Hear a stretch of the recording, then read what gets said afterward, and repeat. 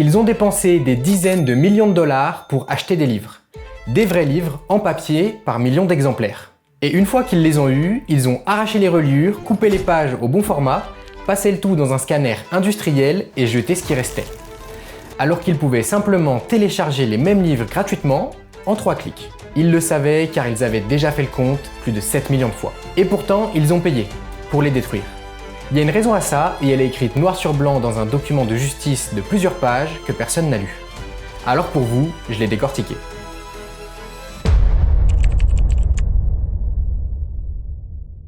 L'entreprise s'appelle Anthropic. C'est elle qui fabrique Claude, l'un des 3 grands modèles d'IA aujourd'hui sur le marché.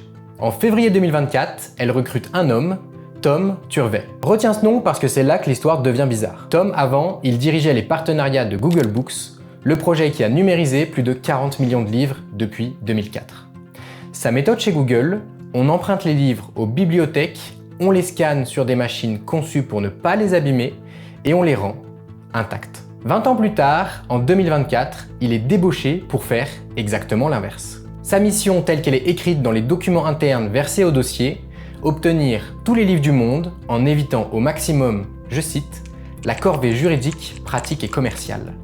Le nom de code interne du programme, révélé en janvier dernier par le Washington Post à partir de plus de 4000 pages de pièces décelées, Project Panama.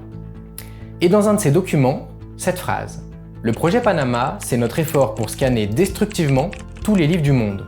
On ne veut pas que ça se sache. Alors voilà comment ça marche concrètement. Je ne paraphrase pas, je lis le jugement. Ces prestataires ont arraché les reliures, coupé les pages au format et scanné les livres sous forme numérique, en jetant les originaux papier. Une machine de découpe hydraulique enlève le dos du livre. Les pages passent à plat dans un scanner, à la sortie un PDF. Et un tas de papier qui part au recyclage. Et ça, des millions de fois. Maintenant, tu te dis sûrement qu'ils l'ont payé cher, et c'est vrai.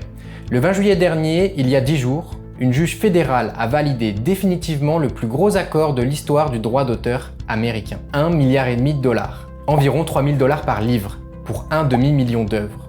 Sauf que ce 1,5 milliard, c'est pas pour les livres qu'ils ont détruits, c'est pour ceux qu'ils ont téléchargés gratuitement. Avant le projet Panama, il y a eu autre chose. Entre 2021 et 2022, l'entreprise a aspiré plus de 7 millions de livres sur des bibliothèques pirates. Et ça, le juge l'a sanctionné. Ces mots exacts, tous les critères pointent contre l'usage loyal. Le découpage des millions de livres achetés, lui, il a été validé. C'est autorisé, légal, rien à redire. Tu as bien entendu, dans cette affaire, voler un livre coûte 3 000 $, l'acheter pour le détruire ne coûte rien. Alors pourquoi ? Pourquoi payer pour détruire quand télécharger est gratuit ? Parce que la destruction, ce n'est pas un dégât collatéral, c'est la condition. Le raisonnement du juge tient en une phrase, et elle est dans le jugement. L'original papier a été détruit. L'un a remplacé l'autre. Voilà le mécanisme. Quand tu achètes un livre, tu as le droit d'en faire ce que tu veux, y compris le jeter. C'est vieux comme le droit d'auteur, et pourtant c'est bien réel.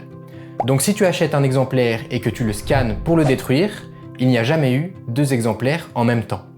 Un livre entre, un fichier sort. Le compte est bon. Mais si tu gardes le livre intact sur une étagère et que tu gardes aussi le fichier, là, tu as créé une copie. Et une copie, ça se paye. Tu vois où ça mène ? Détruire le livre est plus juridiquement propre que de le conserver. Le droit américain ne s'est pas contenté d'autoriser le broyage du livre. Il l'a rendu plus sûr que l'alternative. C'est pour ça qu'ils ont payé. Ce n'était pas une négligence ni une histoire de place dans un entrepôt, c'était la voie légale, ils ont choisi la voie légale et la voie légale passait par le massicot. Je vous prends un petit moment pour vous demander de vous abonner et de liker cette vidéo si le contenu vous plaît. Encore un grand nombre d'entre vous n'êtes pas abonnés à la chaîne, pourtant vous regardez de nombreuses vidéos. N'hésitez pas aussi à commenter avec d'autres idées ou d'autres sujets que vous aimeriez que je traite à l'avenir. Merci beaucoup pour votre soutien, on continue. Cette histoire, tu pourrais te dire qu'elle est finie. Le procès est réglé, le chèque est signé. Sauf qu'entre-temps, depuis le printemps, des libraires d'occasion européens reçoivent des commandes un peu bizarres qu'ils ne comprennent pas. Aux Pays-Bas, un libraire de Haarlem reçoit une demande pour 3000 exemplaires précis par numéro ISBN. Au début, il a cru à du phishing. En Espagne, une vingtaine de librairies d'anciens signalent la même chose depuis fin avril. Et un libraire de Badalona dit « On voit venir le tsunami, je pense que les institutions doivent intervenir ». En Allemagne, un antiquaire décrit des rafales de commandes passées entre 3 et 5 heures du matin, et le prix ne compte pas, seul le numéro compte. Le 21 juillet, le site 404 Médias a trouvé la pièce qui manquait. Une base de données de livres proposait une page commerciale intitulée littéralement « Sourcing de vos livres imprimés pour vos besoins de dataset LLM ». Les commandes pouvaient aller de 1000 à plus d'1 million d'exemplaires, sous accord de confidentialité. Ils ont retiré la page le 28 juillet, 7 jours après l'article, mais le mal était déjà fait. Alors non, on n'est pas en train de brûler des bibliothèques entières, ce sont des livres d'occasion courants, disponibles par milliers voire millions d'exemplaires. Personne n'a détruit le dernier exemplaire de quoi que ce soit, et je n'ai trouvé aucune preuve du contraire. Ce qui me dérange, c'est qu'un livre détruit pour fabriquer une machine ne devient accessible à personne d'autre qu'à la machine. Google au moins rendait les livres et laissait un extrait consultable. Là, le livre disparaît de la nature et ce qu'il contenait part dans un modèle fermé. Ce n'est pas un vol, c'est un achat. Et c'est exactement pour ça qu'il n'en reste rien.